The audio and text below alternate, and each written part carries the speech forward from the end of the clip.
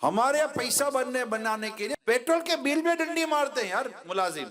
माफी चाहता हूं अगर कोई मुलाजिम मुझे से सुन रहे हैं। पेट्रोल भराने जाते हैं, सेठ की गाड़ी के अंदर डंडी मार। पेट्रोल पंप वालों से इनकी मीटिंग की सेटिंग हुई होती है। पेट्रोल पंप वालों से पेट्रोल पंप वाला पूरा बिल बना कर देता है और वो पूरे पैसे लेते हैं, लेकिन डंडी मारी है। पेट्रोल पंप पर मौजूद जो पेट्रोल भरने वाले होते हैं वो भी खा रहे होते हैं, और जो ये मुलाजिम होता है ये भी खा रहा होता है। परचेजर डंडी मारते हैं, खरीदते किसी और दाम में, बता दे किसी और दाम में, जो बेचता है और ये जो खरीद रहे, दोनों की सेटिंग होती है। और सेठ को डंडी मार रहे होते, सेठ को धोखा दे रहे होते। ऐसे ऐसे सेल्समैन आपको मिलेंगे। किसी से सेटिंग की हुई होगी, किसी को सेठ का राज बेच देंगे, किसी को कोई कॉन्ट्रैक्ट बेच देंगे, किसी को अंदर की बातें बता देंगे और 2 पैसे निकाल लेंगे।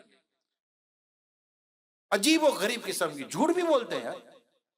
नहीं यकीन माने इतने का प्लॉट है, पीछे से प्लॉट इन्होंने आगे पीछे किया हुआ था, मतलब इसको बादों का टाप बोलते हैं ये लोग।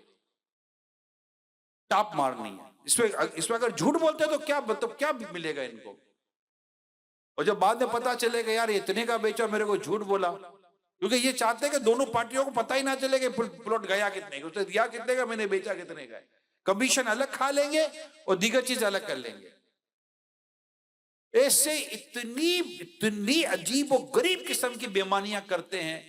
अजीब ये जो सेठ, दुकानदार, मालिक, सेठ, ये तो चलो इनके बारे में हमने पिछले दिनों भी कुछ सुना था, मगर ये जो मुलाजिम है ये क्या कर रहा है? ये क्यों डंडी मार रहा है? ये क्यों किसी कंपनी के साथ मिलकर अपनी कंपनी को नुकसान पहुंचा रहा है? ये क्यों सेठ को नुकसान पहुंचा रहा है?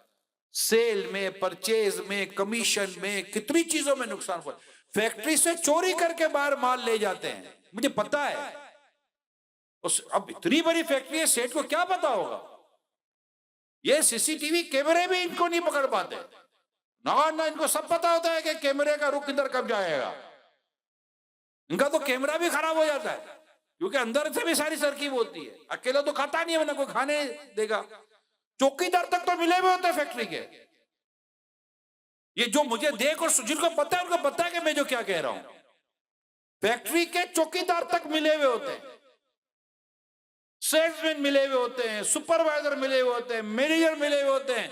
अच्छा बाद होगा सेठ को पता होगा सारे मिले हुए हैं। अभी सेठ बोला करूं तो क्या करूं यार, आवेगा आवा बिगड़ा हुआ है, क्या करूं कुछ समझ नहीं आ रही। इतना माल चोरी करते हैं सेठ का, पता नहीं क्या मसला है। अमानतदारी कहां चली गई, सच्चाई कहां चली गई, दयानतदारी कहां चली गई। हदीस पाक में आता है जो अमानतदार नहीं इसका कोई दीन नहीं। अच्छा ऐसे जो भी ये कर रहे होते हैं, आखिर कर करके क्या कर लिया? कितने इन्होंने बंगले और कोठियां खड़ी कर ली, और अगर कोठियां बंगले खड़े कर भी दिए इन लोगों ने, कल मरने के बाद अपने रब को क्या जवाब देंगे? ये पैसा कहां लेके जाएंगे?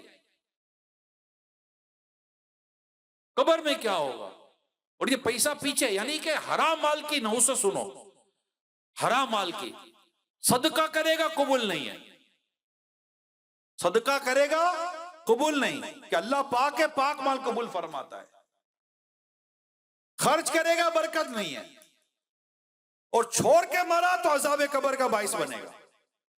एक खैर का पहलू भी नहीं हराम की रोजी में, एक खैर का पहलू।